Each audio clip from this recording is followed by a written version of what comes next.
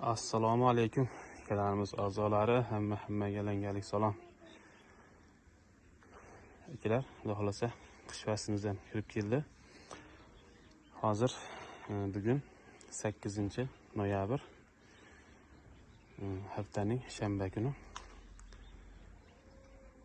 Ilam baliqlarimiz xudo xolasa hali ham aktiv. Oktyabrgacha zo'r ovqatlanadi. O'sha noyabrdan oktyabrgacha ovqatlanadi deyiladi, lekin noyabrda ham ovqatlanadi, faqat kamroq, susroq. Ortiqcha ko'p ovqat talab qilmaydi.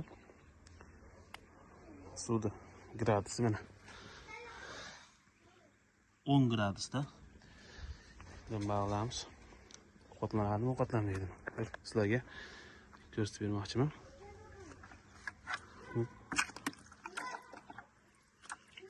Tovuq jigar.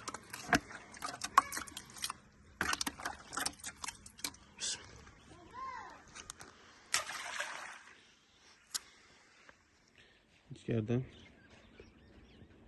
o'zi yumaloq havo chiqadi. Shunda baliq ovqatlangan bo'ladi. Hozir boshlandi.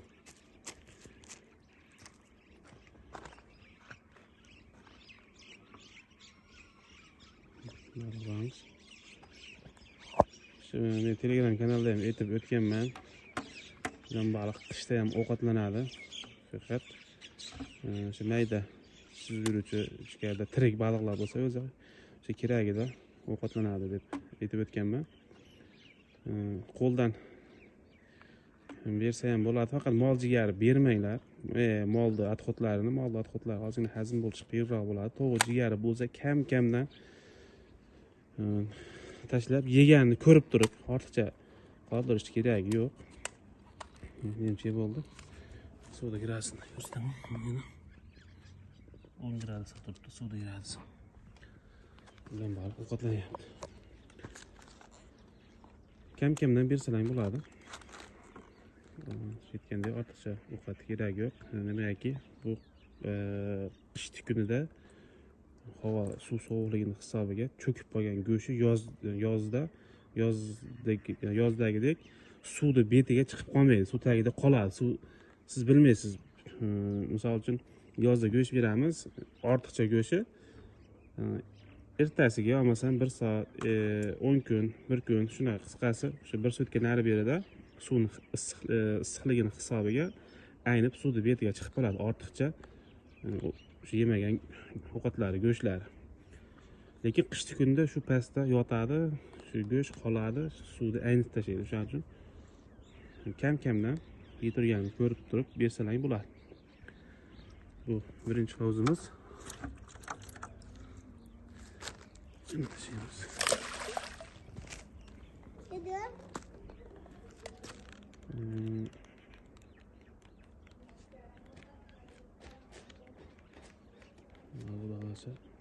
Ichkaridan pufakcha bo'lib chiqadi suv. Shunda baliq yegan bo'ladi. Baliqlar suvni tagida yotgan hisobiga kechroq bilinyapti yegani.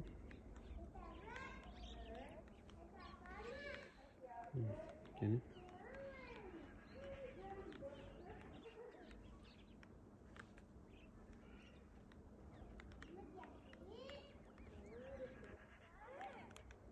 bu yerda ozgina susroq yeyishi nimalardan chiqyapti. Bu yerda tishlab tortib turib nariroqda yeyishi mumkin.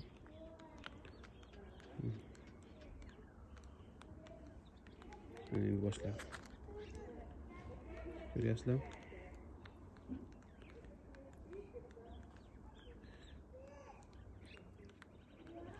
Почти yeb bo'ldi.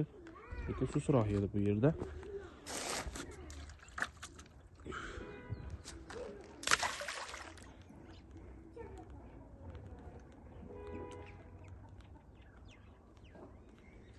Bittagilar aktiv ekan. Ko'proq shekilda bitta. Hop. Betimiz hop, o'rta hisobda 30 metrga 5 metr joy. Buni o'rtasi shu mana shu joydan 2 metr oshiqroq, shu 5 metr bo'lsa, o'rtasi 2 metr. Keyin enidan yonidan 1 metr bunaqasi. Shu borganda bu yoq ham mana shu joygacha 2 metr. Bu yerdan bag'i menimcha shu 5-6 metr chiqsa kerak. Mana shu o'rtasi chuqur. Chuqurligi pastki 2 metr chuqurligida. Shu yerda hozir 300 grammdan bu yerdagilar endi yap 300 grammdan 700 grammgacha 1700 dona baliq bor. Mana shu yerda. Xo'p, endi ikkinchisi. Bunisi ham xuddi shunaqa joy. Xuddi shu nariga favtor.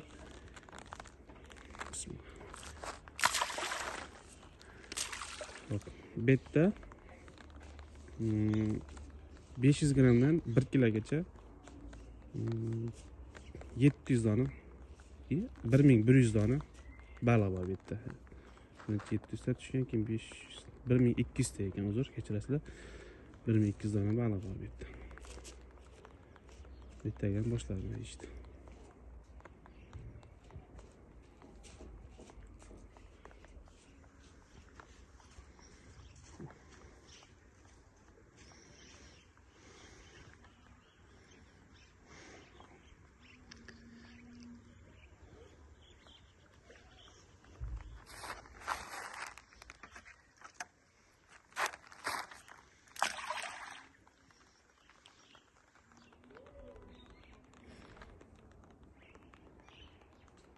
Mana yeyapti, lekin susroq.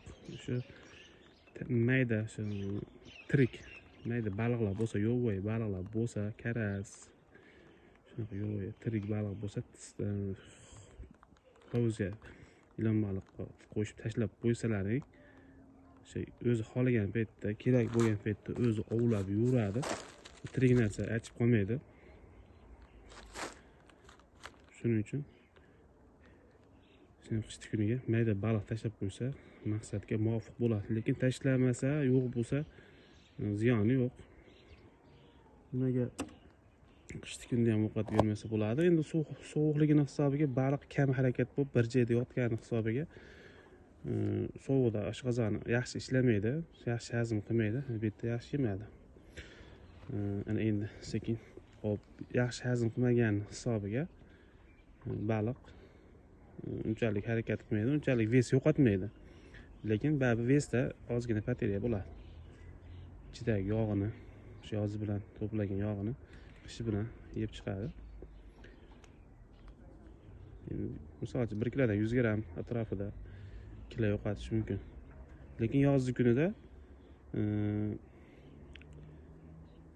1 oy ovqatlanmaydigan bo'lsa, 1 kilo baliq 800 grammga tushib qolishi mumkin. Nimaki harakat tez bo'ladi, organizm yaxshi ishlaydi.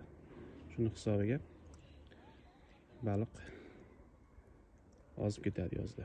Lekin qishda unaqa ves tashlab olmaydi unchalik yozga o'xshab. Qo'ymayib ko'ramiz.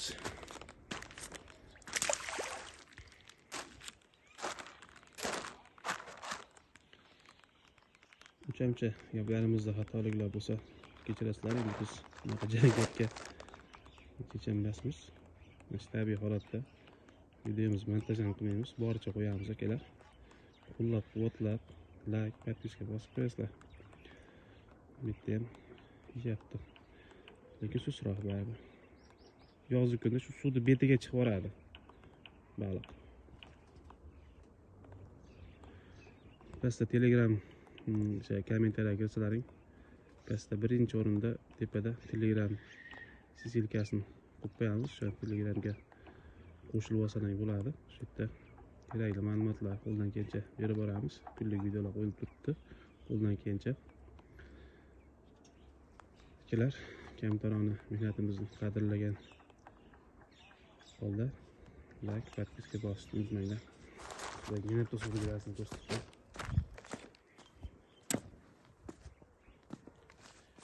mana bu hovuzimiz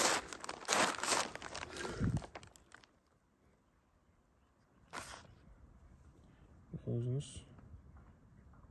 ham u почти 2-3 barobar farq bo'ladi.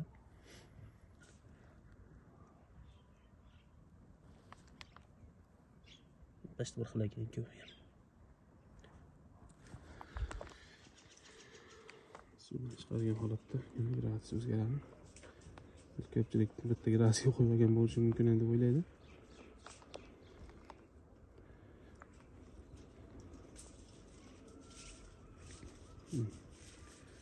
Tashqari sovuqroq ekan suvdan ko'ra.